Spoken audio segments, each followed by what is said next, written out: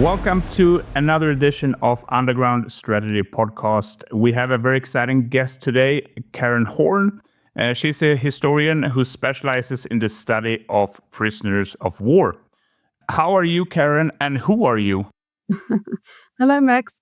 Thanks for inviting me.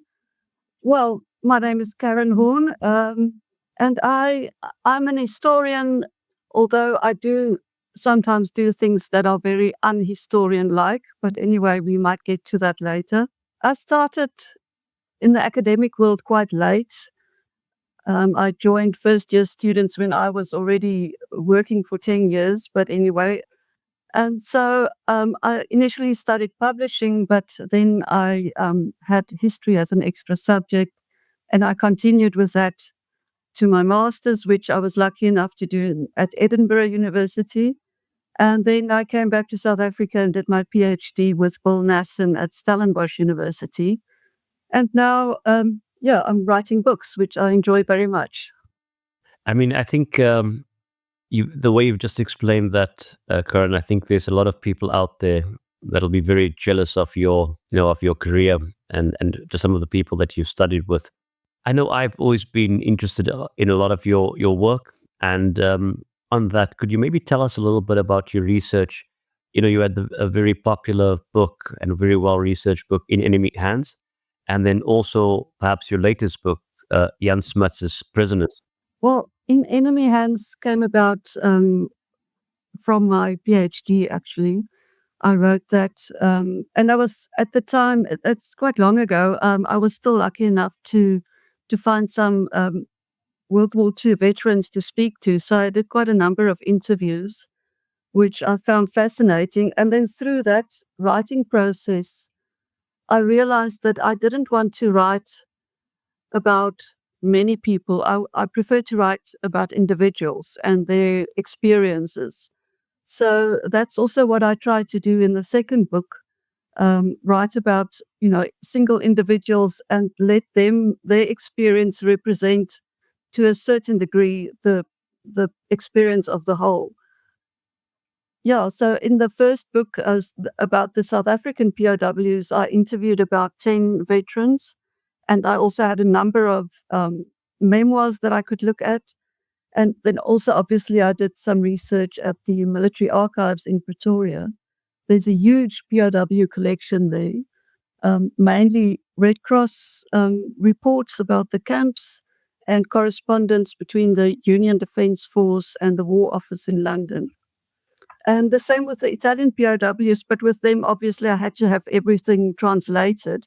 By the time I started my research on the Italians, there was only one person left that I could interview, and that was one of the Italians who stayed behind in South Africa after the war. And I went to interview him, and then I had quite a number of memoirs also that are actually available on the zonderwater.com website. So I had them translated, and for that book, I only used 5 people. But I was lucky enough to find these memoirs because they all had very different experiences, and I think in some way they represent what the group of POWs went through in South Africa. I have to ask, what sparked your interest in prisoners of war or researching in that area and the histories of them? Because one can see, if one look back in history after the Second World War and even Vietnam War, it was a bit more talk about that, but it's been quite quiet lately. And what sparked your personal interest into this? Well, I can't really say I had a personal interest when I started my PhD. I actually wanted to do a PhD on something completely different. But Professor Albert Grunlin at the history department at Stellenbosch convinced me to do something on the South African POWs because at that time there was only one book about them, and that had been out of print for a very long time. So, but when I started working on these on this history, and when I started going to interviews with the veterans, that really grabbed my attention. And it was really the interviews that drew me into this history, the looking into their eyes and seeing, how they relived the experiences during the war. So that was quite a how can I say it? It's a eye-opening experience for me. And then also what they went through, for some reason, most of the guys I went to interview saw everything that happened to them as humorous. And then when I went back for the second interview, I got them to speak about, the less pleasant aspects of being a POW. So it was really getting to know them very well, getting them to tell me things that they wouldn't tell other people. So I must say, this morning I looked through that book again, and I really felt almost, like I missed them. Those guys have all passed away since I interviewed them, but I really, I can remember every one of them very clearly, and I quite miss them a lot because, talking to them, and they would phone me afterwards, and I remember the one guy, he phoned me in my office one day and he told me how lonely he was. And, sitting in your office crying because somebody is lonely and, you can't do anything about it was quite something. So I think that's what I meant when I said earlier, I do things that are unhistorian-like, because historians would tell you not to get so involved with your subjects. But I think for me, that's the way I do it. And, for me to write with empathy, I have to have a personal connection with whoever I'm writing about. It was a bit harder to get that right with the Italians, I think mostly because of the language difference. But still, it's the process that you go through. And even at the beginning, when I didn't really feel that I'm making a connection with the Italians, towards the end of the writing process, I felt like I knew them. And by the way, many of them that I wrote about were still in Italy. Well, not many of them, one or two of them. And we became Facebook friends, and we used to chat like that. So the Italians seem to have a longer life expectancy than the South Africans, because they were all around about 100 years old when I was doing the research for this book. So it's the personal link for me that does it. No, that's amazing, Karen. And I mean, I totally get what you're saying. And for us, we often speak about very military, in the traditional sense, subjects on this podcast, logistics and some tactics. And that's why we were keen to speak to you, because POWs really takes you into a very human element, right? Like, it's just a person, in these cases, I'm assuming all men, and a brother, a father, a son, and just someone with the whole world and taken away and just in captive. Are there any stories that stick out in your mind from those interviews that you had with those POWs and with those people, in terms of maybe how they remember being caught by the Nazis or whatever? Do they put it into a bigger story, or is there anything that sticks out for you? Well, most of the guys I spoke to were captured either at the Battle of Sidi Rezaiq at the end of 1941, or at the fall of Tobruk in June 1942. And Tobruk is, that was a very different experience, because most of the South Africans, they did not participate in any battles before they arrived at Tobruk. So many of them were quite angry, or, just like what miffed about the fact that they never had a chance of, fight, even, using their weapons or in any way before they were captured. One guy even said when he got the message to surrender, he thought they were talking about the Germans. So that also gives you some insight into how chaotic the battles around Tobruk were. Another guy was eating his morning porridge, and the next thing, the Germans rolled up in their tanks. So, he was angry about missing out on his breakfast, but only later that day he realized that he was now, sort of a delayed shock reaction, that they were prisoners of war, and they never had a chance to prove themselves as soldiers. Yeah, so the experience of capture was quite different for many of the South Africans. And I spoke to one guy who was in the Black Watch and who was captured at Anzio. And that was that he was captured while participating in a battle. So that was a very different experience to the guys who were captured at Tobruk. I think also because everybody at Tobruk was so spread over a very large area that, communication was very difficult. So yeah, capture was a different experience for many South Africans. But then also there was a camp near Dresden, Camp 1169, which was a very small work camp for the rank and file prisoners of war. And there, the prisoners made a deal with the German camp commander that they would not try to escape if he treated them well. So, because this camp commander was worried that if somebody escaped from his camp, he might be sent to the Eastern Front. So there was this deal between the POWs and the Germans that they would not escape, and he would treat them better than POWs were being treated at other camps. Yeah, that was quite interesting. And escape was always on the minds of the rank and file, although it's actually more the officers who really tried to escape and get away.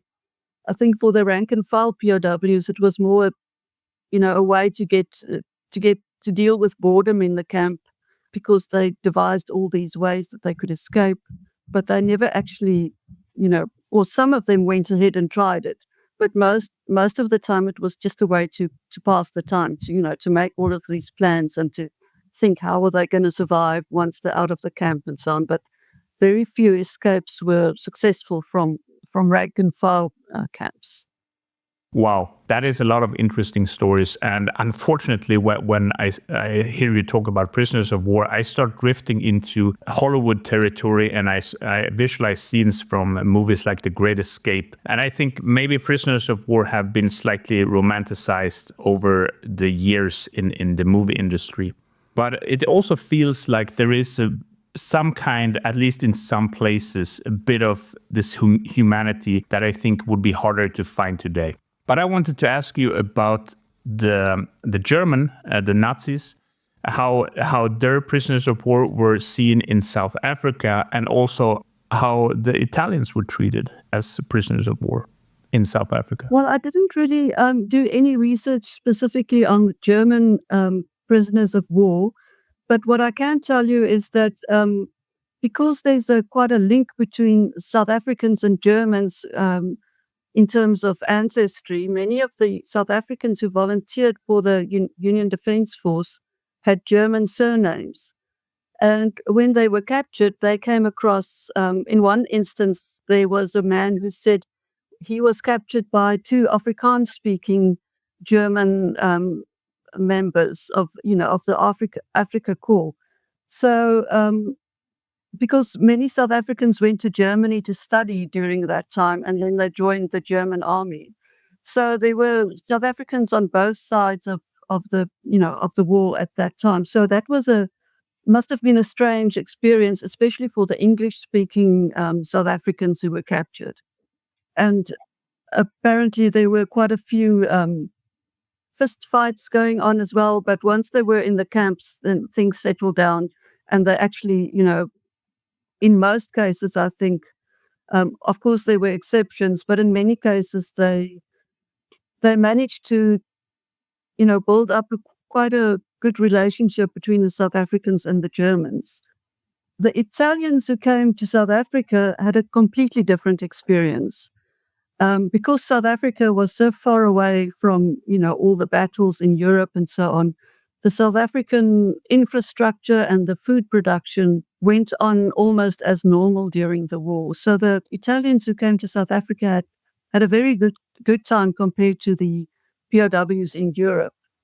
And also, it was much easier for the Italians to escape in South Africa. Many people, know about Italians working on the farms in South Africa and so on, but the escapes were really quite something. Almost all of them, I think, tried to escape. The escape files in the archives are really huge. So they escaped from the camps. They escaped from the farms where they worked. They escaped when the repatriation process started because many of them did not want to return to Italy. So, and many of them escaped from the farms to go back to the camps because they wanted to be repatriated. And that's another reason why I like to write about individuals, because you can see, just mentioning all these reasons why they escaped gives you a sense of how many individual experiences there were for these POWs. And then, of course, there were those Italians who came to South Africa who refused to renounce fascism. And so they were kept in a different section of the large camp near Pretoria.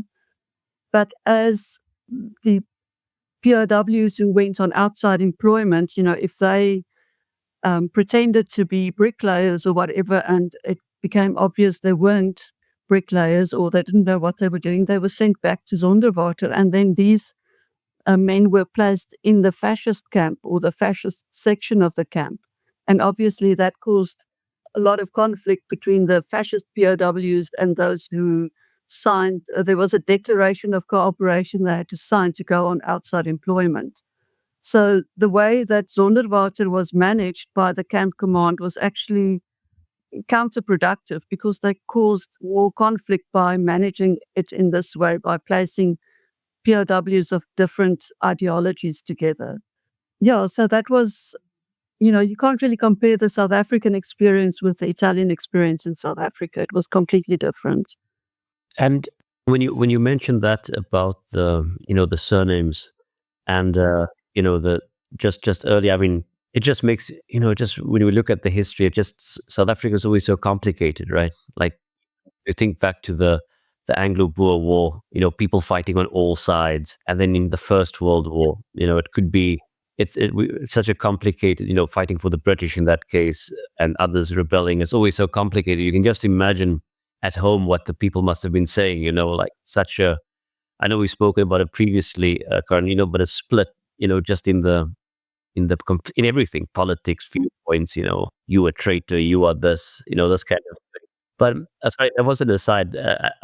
I wanted to actually mention, were there any stories, because you mentioned people escaping and all that, and I know that it's not, kind of MI9 kind of stuff in the same way, this is maybe more a South African version of it, in a very cool way, I think. Did you find stories of romance also, of people settling eventually in South Africa in any of your research or anything like that, maybe?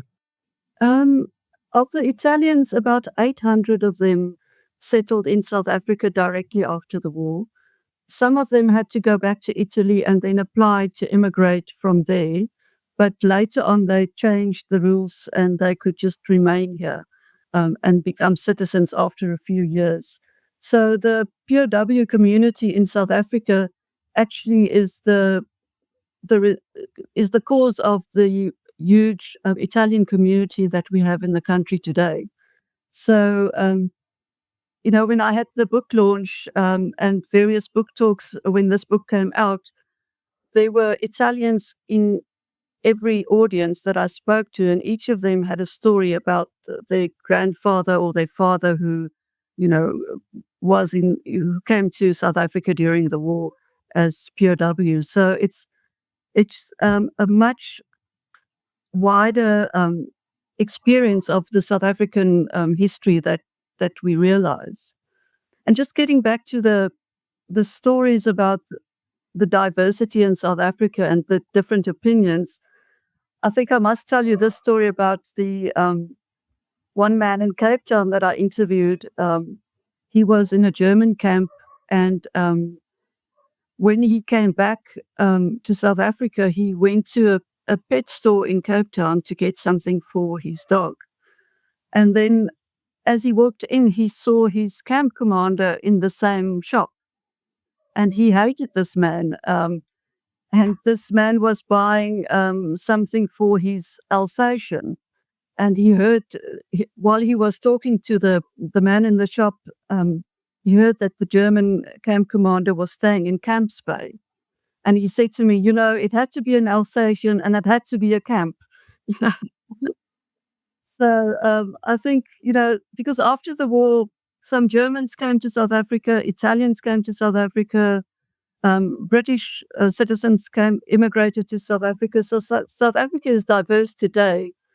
But I think when we think about diversity, we think mostly about Afrikaans, English, Xhosa, Zulu, Sotho, and so on. But we don't always think about the Germans and the Italians and the British and, French and, all the nationalities of Europe who immigrated to South Africa directly after the war. So that's another dimension of the diversity in South Africa coming from, the experience of the war.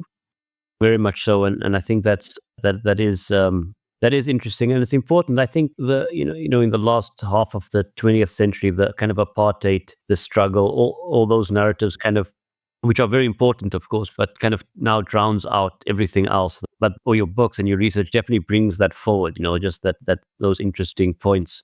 For me, this was a lovely chat, Karen. I have no more questions, but I think we will need you back. I actually have a friend in Edinburgh, and you have a link to Edinburgh too, who's Italian. He's a little bit older than me, and his dad was a POW too. So, and I'm sure he would love to talk to you, just give you his view on it. But that's for that we can tie up. But a big thank you, Karen, for being with us today. And last words to you, Max. Thank you. I've really enjoyed this conversation, and I learned a lot today as well. There is a vast amount of things you don't know about South Africa, and it's like every time we speak with anyone, you pick up something new, and I love that. And I think with all the conflicts that are going on in the world at the moment, we're going to have, unfortunately, more POWs down the line. So I think this is definitely a subject we need to revisit. But thank you guys so much. It's been a pleasure. Tony, I will see you next week. And thank you. Goodbye to you all. Bye-bye.